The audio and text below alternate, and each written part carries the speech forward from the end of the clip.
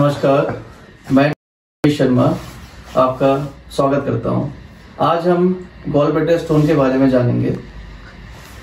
Gall bladder में generally क्या होता है कि स्टोन वो हमारे लीवर से ही आता है, क्योंकि नॉर्मली जो लीवर का साइज होता है अगर हम मेल में देखें तो ये लगभग 10 से लेके अपने 11 सेंटीमीटर तक होता है, और जो फीमेल में जो साइज होता है लीवर का वो 7 से लेके 9 सेंटीमीटर तक होता है। अब होता क्या है कि पित्त की थैली में जो स्टोन आता है वो बेसिकली वो लीवर से जो बाइल जूस आती है ना, वही जाके स्टोर होती है उस पित्त की थैली में। और जो पित्त की थैली का जो हमारा साइज होता है अगर हम लेंथ में देखें तो वो होता है हमारा 7 से लेके 10 सेंटीमीटर के आसपास, और जो पित्त की थैली की जो अंदर का डायमीटर होता है वो होता है हमारा 4 सेंटीमीटर के आसपास।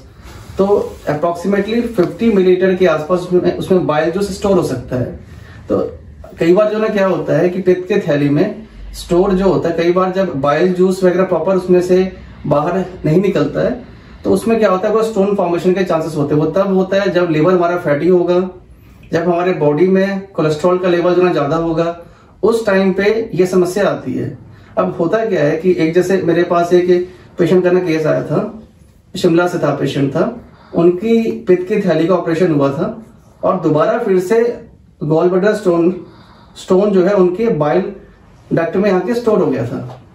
तो ज्यादातर होता क्या है कि हमें ये लेके ना चलना है। जनरली क्या होता है कि पित्त की थैली में जो हमारी बाइल जूस की ना कैपेसिटी होती है वो अप्रोक्सीमेटली 50 मिलीलीटर के बराबर होता है। जैसे कि मैंने आपको ये बताया कि पित्त की थैली का जो इनर का जो डायमीटर होता है वो होता है हमारा लगभग 4 सेंटीमीटर के आसपास में, और जनरली जो पित्त की थैली में स्टोन होता है वो 22 से 25 mm तक होगा, तो हम इजिली हम उसको सही कर सकते हैं, इसलिए वो वहां से बाहर निकल जाएगा। सबसे पहले हम क्या करते हैं, जब भी हम पेशेंट का हम ट्रीटमेंट करते हैं तो पहले जो स्टोन का साइज है उसको हम ना ब्रेक करते हैं दवा के थ्रू।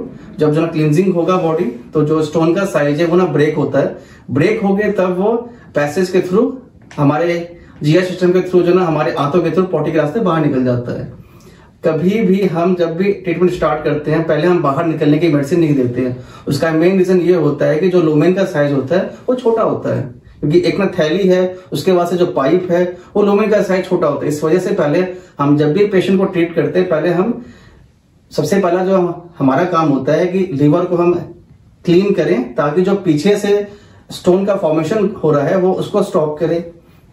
दूसरा, जो हमारे पित्त के थैली में स्टोन ऑलरेडी है बना हुआ उसको हम अंदर से ना ब्रेक करते हैं ताकि वो वहां से इजिली से टूट के पाउडर हो जाए, ताकि वो अपने लुमेन के थ्रू हमारे आंतों के थ्रू हमारे पॉटी के रास्ते बाहर निकल जाए। अब जनरली क्या होता है कि जो गॉल ब्लैडर स्टोन के पेशेंट होते हैं उनको ज्यादातर साइन होता है अपने कलेजे के बीच में होता है, जिसके वजह से क्या होता है कि उनको कई बार हाइपर एसिडिटी होती है, पेट फूल जाता है, ब्लॉटिंग होती है, कई बार तो सर में दर्द, हेडेक हो जाता है, माइग्रेन हो जाता है। तो ये सारी समस्या आती हैं, और ये ज्यादातर जो है गॉल ब्लैडर के स्टोन के पेशेंट फीमेल में देखे गए हैं, क्योंकि फीमेल में क्या होता है मैक्सिमम उनका फैटी लीवर होता है सबसे ज्यादा। और आप लेके चले 10 में से 7 फीमेल तो ऐसी हैं जिनकी फैटी लीवर है, अगर आप हर किसी का आप लेते हैं एवरेज। तो इसमें और एक चीज और मैं बोलूंगा कि जिनको गॉल ब्लैडर स्टोन की समस्या है वो कोशिश करें कि तेल घी वगैरह अवॉइड करें, क्योंकि जितना वो लेंगे उतना स्टोन का साइज वो फिर से बढ़ना स्टार्ट होता है। गॉल ब्लैडर स्टोन में ज्यादातर क्या होता है कि जो स्टोन का साइज होता है और जो स्टोन का फॉर्मेशन होता है वो बॉडी में कोलेस्ट्रॉल लेवल बढ़ने से फैटी लीवर की वजह से होता है। गॉल ब्लैडर, क्योंकि 2 तरह के स्टोन होते हैं बॉडी में, एक होता है किडनी में स्टोन होता है, एक होता है हमारे पित्त की थैली में स्टोन होता है।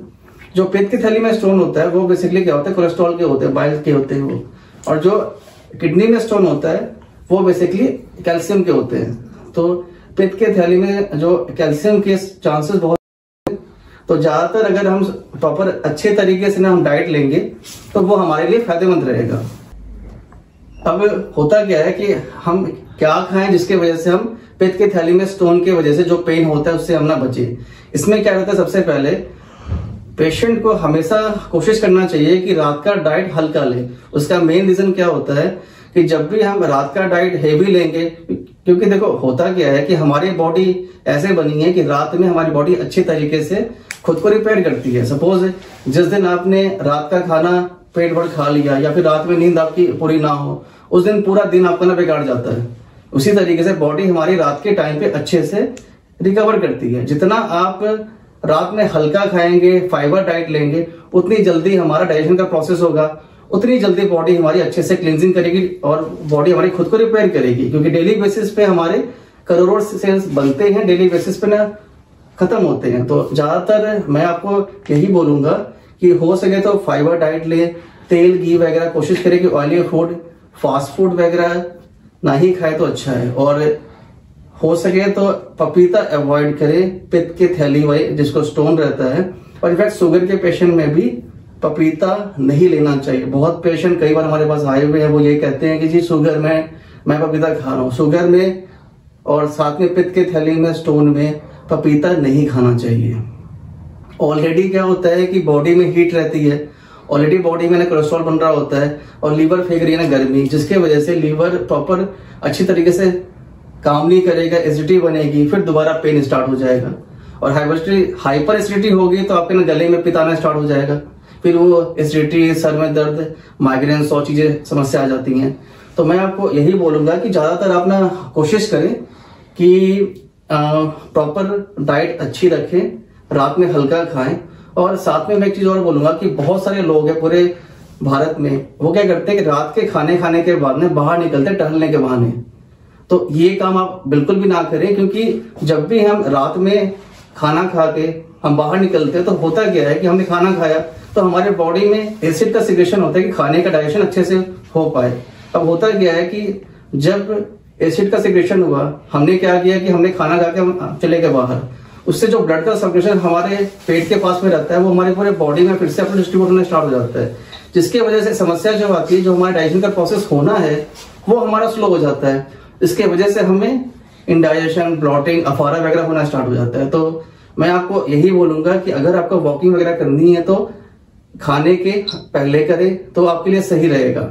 और सबसे आखिरी बात मैं आपको ये बोलूंगा कि अगर आपको पित्त के थैली में स्टोन है और साइज आपका 20 से 25 mm है तो आप बिना सर्जरी के आप इसको सही कर सकते हैं। नॉर्मली जो ना मेडिकेशन में ना वही रहता है कि प्रॉपर जो ना क्लींजिंग होगी, डिटॉक्स होगा, लीवर आपका इंप्रूव होगा, ताकि पीछे से जो स्टोन की मैन्युफैक्चरिंग हो रही है वो स्टॉप करें हम। पहला काम वो स्टॉप हो गया। उसके बाद जो पित्त के थैली में जो स्टोन फॉर्मेशन है बना हुआ, तो उसको हम प्रॉपर अच्छी तरीके से ब्रेक करके लुब्रिकेंट के थ्रू बाहर निकालते हैं उसमें हम, ताकि आगे जाके एक तो आपकी ऑर्गन बचे और ताकि, क्योंकि देखो पित्त के थैली में जो बाइल जो स्टोर होता है वो हमारे डाइजेशन के लिए अच्छा होता है, क्योंकि खाने के साथ हम हर एक चीज लेते हैं, प्रोटीन लेते हैं, कार्बोहाइड्रेट लेते हैं, फैट लेते हैं। तो फैट के अच्छे से मेटाबॉलिज्म के लिए हमारा बाइल जूस बहुत ही अच्छा होता है। ठीक है, इसके साथ में मैं आपको एक चीज और बताऊंगा, कोशिश करें जिस पेशेंट को गॉलब्लैडर में स्टोन है या फैटी लीवर है, वो सेव का सिरका एक गिलास ले, एक गिलास में 2 या 3 ढक्कन सेव का सिरका डाल के सुबह शाम खाना खाने के पहले आधे घंटे पहले आप इसको कंज्यूम करें। इससे क्या रहेगा, एक तो स्टोन के फॉर्मेशन के चांसेस भी आपके ना कम रहेंगे, दूसरा जो फैटी लीवर है वो आपका अच्छे से ना इंप्रूव रहेगा। और रात में फाइबर डाइट लें जिससे कि आप हेल्थी रहें। यही बातों के साथ मैं ये कोशिश करता हूं कि आप जो मैंने चीजों को बताई आप उसको फॉलो करें, ताकि आगे जाके आप अपने ऑर्गन को बचाएं। क्योंकि पित्त की थैली हमारी बॉडी का मेजर ऑर्गन है, अगर यही अगर आपके बॉडी से निकल गया तो लाइफ लॉन्ग आपको एसिडिटी, ब्लॉटिंग, ये सब चीजें आपको रहेंगी और आप हमेशा डाइजेशन की प्रॉब्लम से फेस करेंगे। यही आगे जाके लोगों को थायराइड होता है, शुगर होता है, बीपी होता है। तो कोशिश करें इन सब चीजों से ना बचें और स्वस्थ रहें। धन्यवाद।